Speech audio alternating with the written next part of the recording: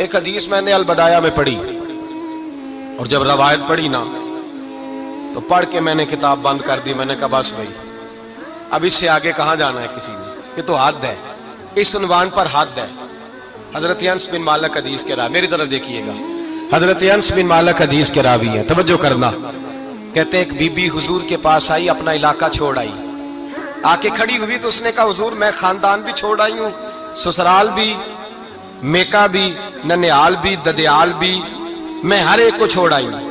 میں جائیداد والی تھی وہ بھی چھوڑ آئی ہوں، مال دولت بھی چھوڑ، ایک میرا بیٹا تھا جوان وہ میں ساتھ لائی ہوں.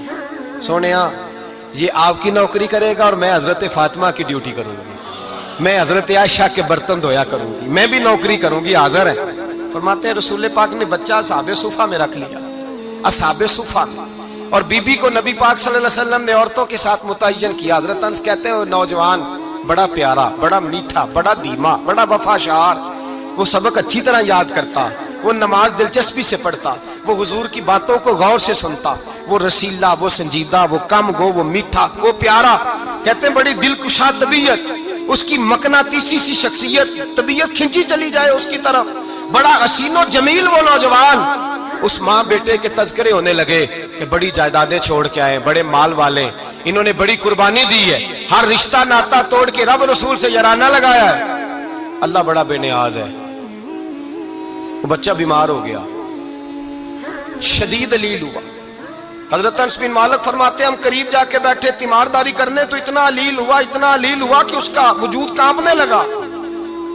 کہتے ہیں کچھ ہی دیر گزری تو اس نے کلمہ پڑھا، روح پرواز کر گئی، روح پرواز کر گئی، سننا روح پرواز کر گئی. کہتے ہیں نبی پاک صلی اللہ علیہ وسلم کو بلایا، حضور آئے تو آنکھوں میں آنسو. نبی پاک صلی اللہ علیہ وسلم نے سر پہ ہاتھ پھیرا اور پہلے حضور نے جملے ارشاد فرمایا تم غسل دو، کفن دو، میں خود اس کا جنازہ پڑھاؤں گا.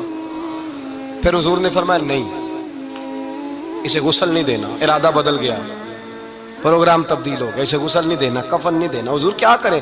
فرمایا اس کی اماں کو جا کے بتاؤ. یہ نہیں فرمایا بلا کے لاؤ، اماں کو جا کے بتاؤ.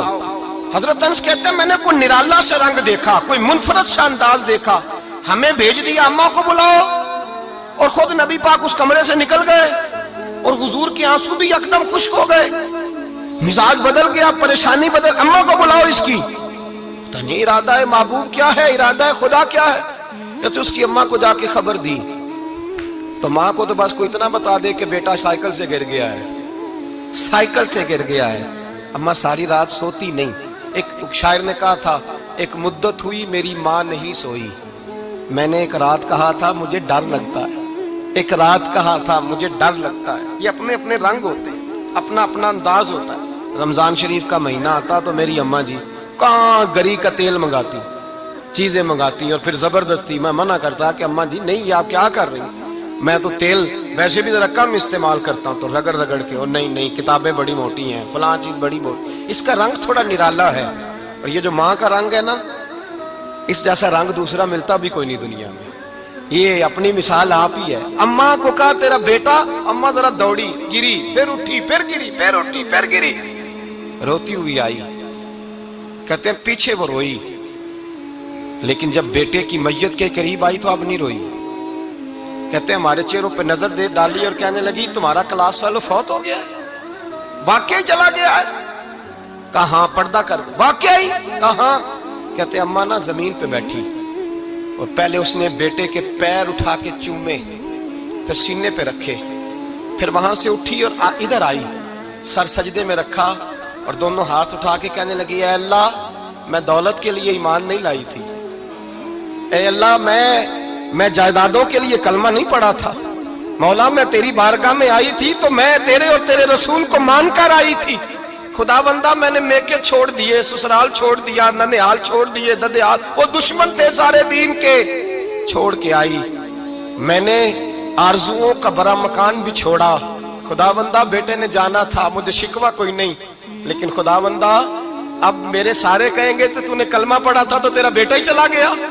اے اللہ کی اگر تو نے دل مسلم کی دل جوئی نہیں، تانا دیں گے بت کے مسلم کا خدا کوئی نہیں. اے اللہ میرا یقین کہتا ہے کہ اگر تو مارنے پہ قادر ہے تو تو زندگی دینے پہ بھی قادر ہے. खुदाबंदा काफिरों को राजी न कर, वो खुश हो जाएंगे, वो मुझ पे ताने कसेंगे, फब्तियां कसेंगे। ए अर्श के मालिक, रहमत का दरवाजा खोल, मैं तेरे नबी की बारगाह नाज में रहती हूं, नजर फरमा।